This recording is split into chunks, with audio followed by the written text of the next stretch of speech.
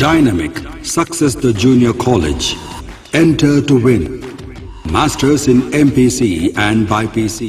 अस्सलाम वालेकुम नाज़रीन, आइए नज़र डालते हैं देश की राजधानी नई दिल्ली और उत्तर प्रदेश से कुछ खास खबरों।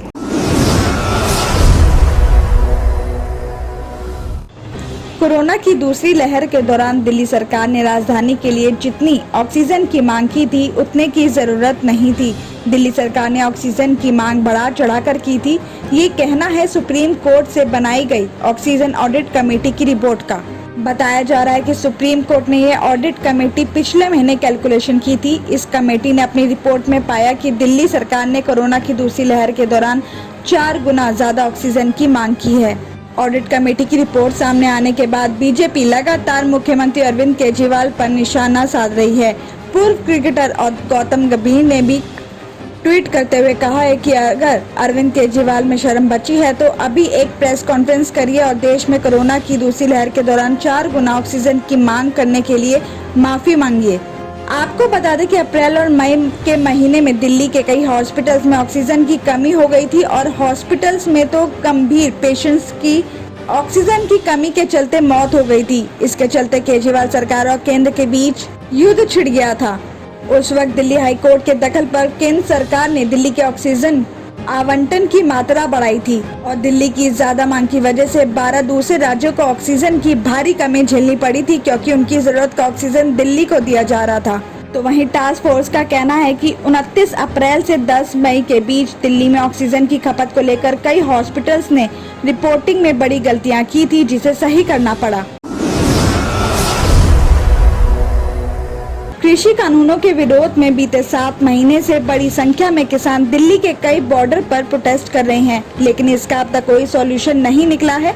जनवरी में हुई किसानों सरकार के बातचीत के बाद दोनों पक्षों के बीच कोई मीटिंग नहीं हुई है। अब किसान अपना आंदोलन एक बार फिर तेज करने की बात कर रहे हैं और जब भारतीय किसान यूनियन के राष्ट्रीय प्रवक्ता राकेश टिकैत से गुरुवार को इस बारे में पूछा गया तो वो बोले, यहाँ 4 लाख ट्रैक्टर और 25 लाख लोग हैं और ये ट्रैक्टर इसी देश के हैं, कोई अफगानिस्तान से नहीं आए हैं। पिछले 7 महीने से हमारा आंदोलन चल रहा है, सरकार को शर्म नहीं आती। कोरोना की तीसरी वेव आती है तो हम भी यहीं रहेंगे, आंदोलन शांतिपूर्ण तरीके से चलता रहेगा। आगे उन्होंने ये भी कहा कि सरकार के बार बार आंदोलन को बदनाम करने के मंसूबे फेल हो गए, किसी भी हाल में किसान अपना अधिकार लेने के बाद ही घर वापसी करेंगे। और आगे उन्होंने ये भी कहा कि हरियाणा में बीजेपी की राजनीति बंद हो चुकी है, इसलिए हरियाणा सरकार किसान नेताओं पर आंदोलन की आड़ में राजनीति करने का आरोप लगा रही है। तो वहीं केंद्र सरकार आंदोलन को लंबा बनाने की तैयारी में है ताकि किसान परेशान होकर घर वापसी कर जाएं। इस बारे में राकेश टिकैत ने कहा कि आंदोलन कितना ही लंबा हो जाए लेकिन किसान भी पूरी तैयारी के साथ है। 4 साल तक आंदोलन की रूपरेखा किसानों ने तैयार कर रखी है। राकेश टिकैत ने यह भी कहा कि किसान केंद्र को तीनों कानूनों को निरस्त करने के लिए बाध्य करेंगे। ये कानून किसानों की भलाई के लिए नहीं बल्कि पूंजीपतियों के खजाने भरने के लिए बनाए गए हैं।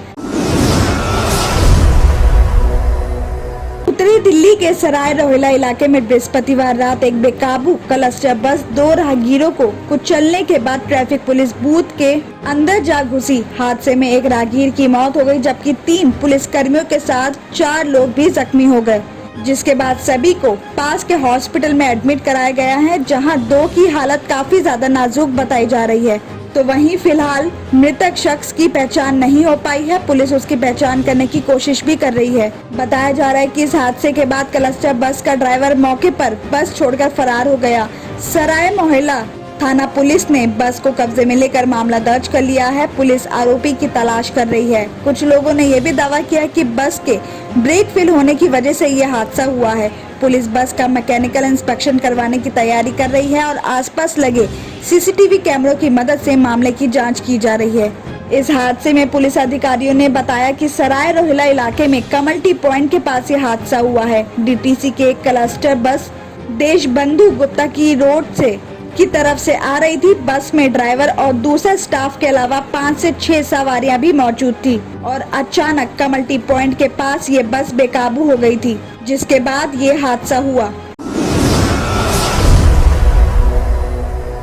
द्वारकर के अमलाही गांव में बृहस्पतिवार रात एक दंपति को गोली मार दी गई।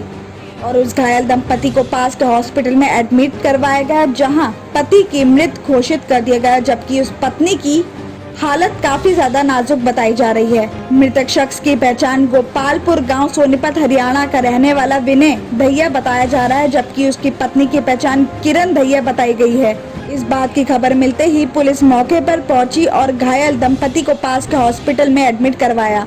विनय को 4 गोली मारी गई थी, उसे मृत घोषित कर दिया गया, जबकि किरण को 5 गोली मारी गई। रात करीब 9 बजे 6 से 7 लोगों ने उन्हें गोली मार दी। इस मामले में शुरुआती जांच में पुलिस को पता चला है कि विनय और किरण एक ही गांव के रहने वाले हैं और दोनों ने पिछले साल अगस्त के महीने में भागकर लव मैरिज की थी। बताया जा रहा है कि लड़की के परिवार वाले इस शादी से खुश नहीं थे। पुलिस ने दोनों के परिवार वालों को इस घटना की जानकारी दे दी है और आगे की छानबीन भी शुरू कर दी गई है। जर्मन 10 हॉस्पिटल ऑर्थोपेडिक से मुताल्लिक हर मरीज यहाँ शिफायाब। इनाम याफ्ता doctor Mir Jawad Zar Khan, senior orthopaedic surgeon, advance operation theatre, ICU, digital x-ray, laboratory, physiotherapy, pharmacy, sharing और प्राइवेट रूम्स, लेडी डॉक्टर्स और डॉक्टर अर्जुमन सुल्ताना गायनेकोलॉजिस्ट की खिदमात हासिल। वाजिबी फीस और मुकम्मल सहूलियात से हजारों मुतमईन। एम्बुलेंस से आरास्ता German 10 orthopaedic hospital, pillar number 150, Attapur, Hyderabad.